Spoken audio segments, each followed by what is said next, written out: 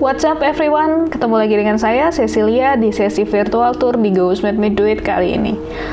Pertama-tama, saya ingin mengucapkan dulu Merry Christmas dan Happy New Year. Dan di tahun yang baru ini, kali ini kita akan memberi warna yang berbeda di dalam virtual tour kali ini, yaitu tips.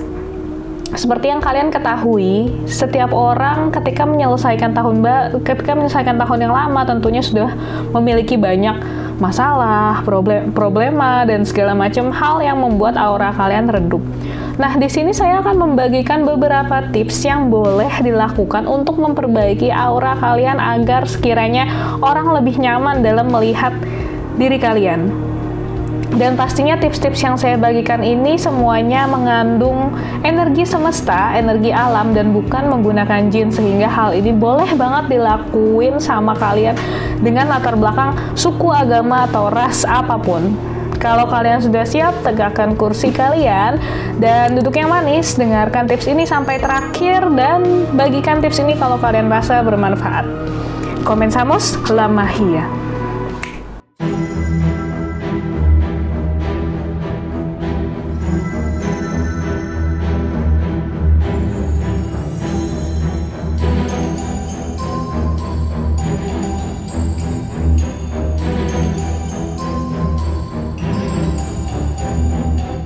Oke, tips nomor 1, ini hal yang paling sering banget dilakukan sama orang-orang zaman dulu, tapi di zaman sekarang sering diartikan sebagai sesuatu yang negatif dan sesuatu yang kesannya menjauhkan diri dari Tuhan. Padahal enggak banget. Yaitu nomor 1, mandi air garam atau mandi kembang 7 rupa. Jadi, garam mengandung elektrolit yang bisa menyerap segala macam energi negatif di dalam tubuh kita. Nah, energi negatif ini nggak selalu tentang santet atau guna-guna, tapi energi negatif itu berupa kesedihan. Ketika kalian misalnya pergi ke suatu tempat, kalian bertemu dengan orang yang sedang sedih, orang yang sedang stres, itu tubuh kalian menyerap perasaan tersebut, menyerap kesedihan, kemarahan, dan segala macam energi negatif yang akan membuat kalian juga lebih gampang bersedih dan lebih gampang stres. Nah, dengan kalian mandi air garam, kalian otomatis akan membuang perasaan-perasaan itu.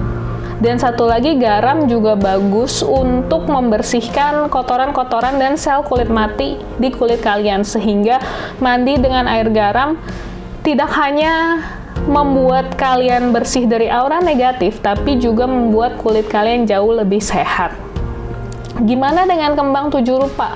Seringkali orang menyalahartikan kembang 7 rupa sebagai pesugihan atau pengasihan, sehingga kayaknya kalau udah beli kembang 7 rupa nih udah jadi sesuatu yang negatif banget deh. Bahkan kalau orang tua saya tuh kalau misalnya mau mandi kembang 7 rupa aja, mereka tuh harus sembunyi-sembunyi karena takut kelihatan di tong sampah, terus takut tetangga ngira tuh mereka pakai pengasihan atau pakai apa, padahal enggak.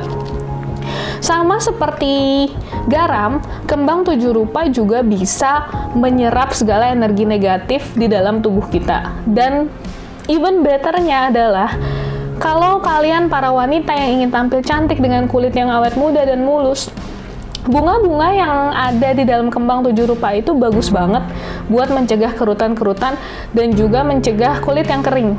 Kalau kalian pernah pakai skincare dengan flavor mawar, kenapa kalian nggak pakai mawar asli aja buat mandi? Caranya cukup mudah. Caranya ini sama sekali nggak ada hubungannya dengan pesugihan atau pengasihan ya. Jadi kalian cukup beli kembang 7 rupa di tukang kembang terdekat. Biasanya harganya sekitar 10-15 ribu. Atau kalau kalian punya bathtub dan mau lebih gede lagi, bisa beli 20-25 ribu. Jadi kembang 7 rupa itu nggak ada fixnya harus kembang apa aja, tapi yang penting 7 rupa atau disebut kembang setaman. Nah, kembang ini bisa kalian masukkan ke dalam ember, terus kalian diamkan di bawah matahari terik untuk istilahnya sampai kembangnya ini nih sarinya diserap semua deh. Jadi yang kembangnya seger-seger, nanti setelah dijemur nanti kembangnya akan berubah warna dan layu. Kalian angkat bunganya, kalian buang, lalu setelah itu airnya kalian campur dengan air di bak atau the bathtub, lalu kalian pakai buat mandi. Gitu aja. Jadi nggak perlu dibawa ke dukun, nggak perlu didoain atau apa, itu sudah cukup memberikan energi yang positif untuk kalian. Oke, kita lanjut dengan yang ketiga. Jadi kalau tadi yang nomor 1 dan nomor 2 dipakai untuk mandi dan membersihkan diri kalian sendiri, pastinya di tahun yang baru ini, di awal yang baru, kalian mau segala sesuatu aspek di dalam kehidupan kalian diriset kembali menjadi positif dan membuang yang negatif-negatifnya dong, termasuk di lingkungan tempat tinggal kalian. Cara yang ketiga adalah kalian bisa bakar kemenyan. Nah kalau bakar kemenyan kalian pikir itu tuh buat manggil jin, buat ngasih makan sesajen atau apa yang berhubungan dengan pesugihan atau dukun, itu salah banget. Jadi kemenyan ini punya efek untuk menetralisir aura negatif di sekitar rumah kalian. Jadi yang tadinya misalnya mau serang kalian guna-guna, mau nyantet kalian, atau mungkin sekadar energi-energi negatif yang berbenturan di rumah kalian, dengan kalian membakar kemenyan itu akan kembali menjadi netral. Jadi salah banget buat yang bilang kalau gue bakar kemenyan nanti di rumah gue setan-setannya atau jin-jinnya yang dikirim buat nyakitin gue malah makin bertambah kuat. No, that's wrong. Itu salah banget. Jadi pastikan kalian sudah membersihkan debu segala macam, bersihkan rumah, pekarangan dan segala macam. Setelah itu bersih, kalian bakar kemenyan dan itu akan nambah jadi lebih positif.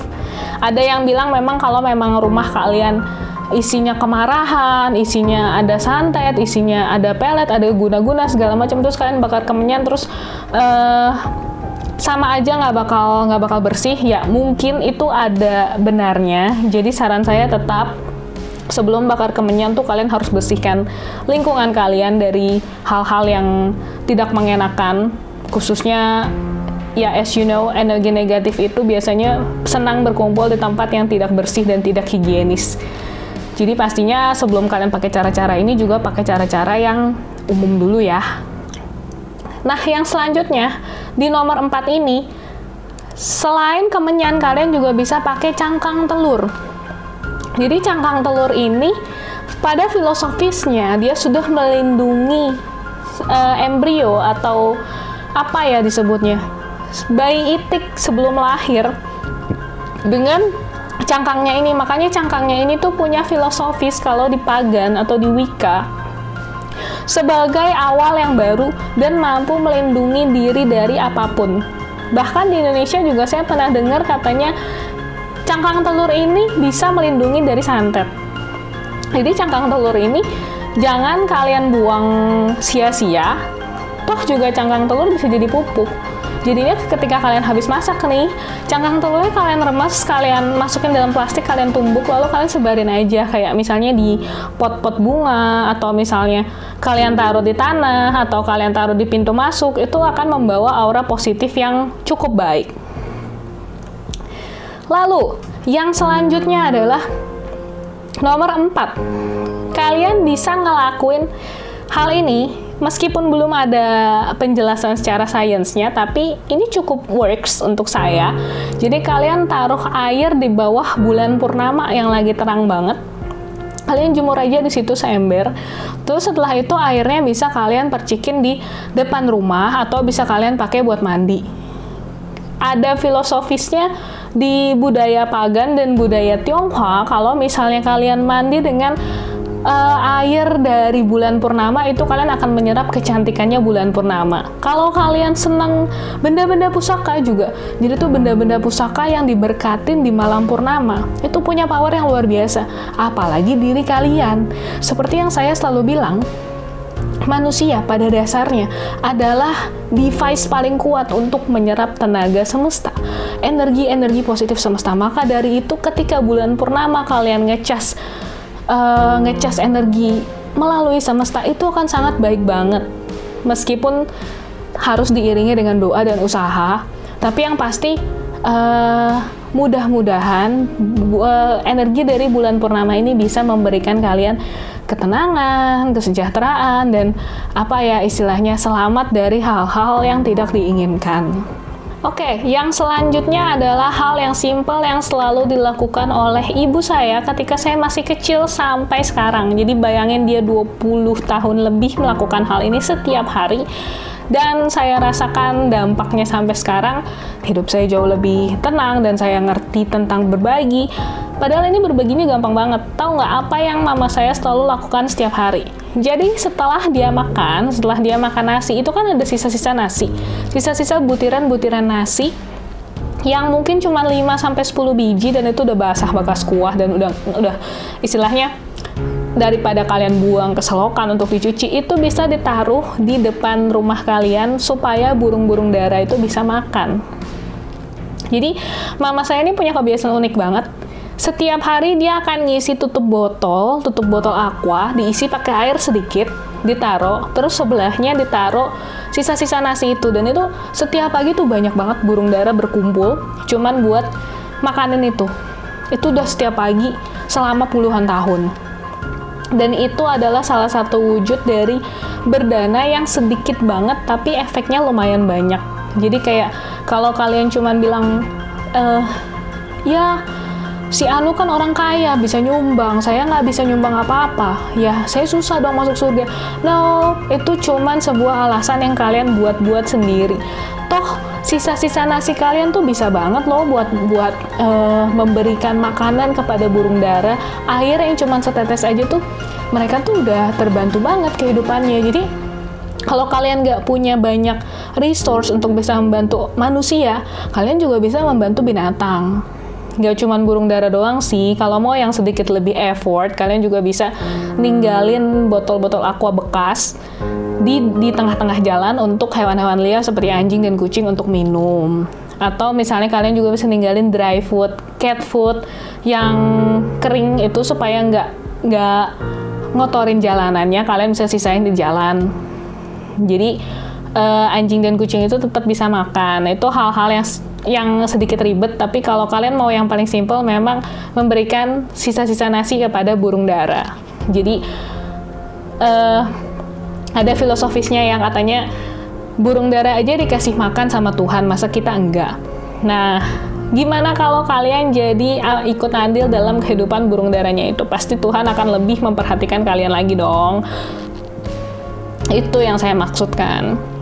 Dan selanjutnya adalah, ini cukup preferensi sih, tapi kalau saya suka banget, itu masang dupa dan wewangian. Dupanya bisa kalian pakai dupa kerucut, terus kalian taruh di sejenis asbak, terus dibakar ujungnya, itu wanginya sedap banget. Dan kalau di filosofinya adalah itu bisa mengundang yang baik-baik datang ke rumah. Misalnya dewa dan dewi yang mencium wangian itu, terus dia datang ke rumah kita, dan rumah kita jadi lebih adem, lebih tenang. Tapi kalau misalnya di agama kalian tidak mengajarkan hal itu, kalian tetap bisa masang dupa, menikmati wewangiannya, atau kalian pakai pengharum ruangan yang dari Ritz, yang dimasukin ke dalam diffuser, terus ada Ritz-nya, itu akan membantu kalian tenang menjalani hari dan sabar. Jadi kalian bisa melalui hari dengan your best mood, dengan mood terbaik kalian, dan kalian senantiasa ingat dan tenang tentang diri kalian sendiri. Jadi itu akan membawa aura positif kepada diri kalian sendiri. Ingat, sekali kalian marah itu ada ratusan ribuan urat yang berkerut di dalam diri kalian, dan gak cuma nangkep aura negatif doang, tapi kalian juga akan merusak segala macam sistem dalam tubuh kalian. Baik kalian jadi berkerut, jadi tidak sehat, tekanan darah tinggi, segala macam. Dan yang terakhir adalah jangan lupa berdoa dan beribadah. Buat yang muslim, ingat, saya bukannya so tau ya, tapi saya percaya itu adem banget ngelihat orang muslim yang habis ngambil wudhu, lalu mereka berdoa berjemaah bareng. Itu maksudnya, saya yang non muslim aja tuh dengernya tuh bener-bener yang luar biasa banget.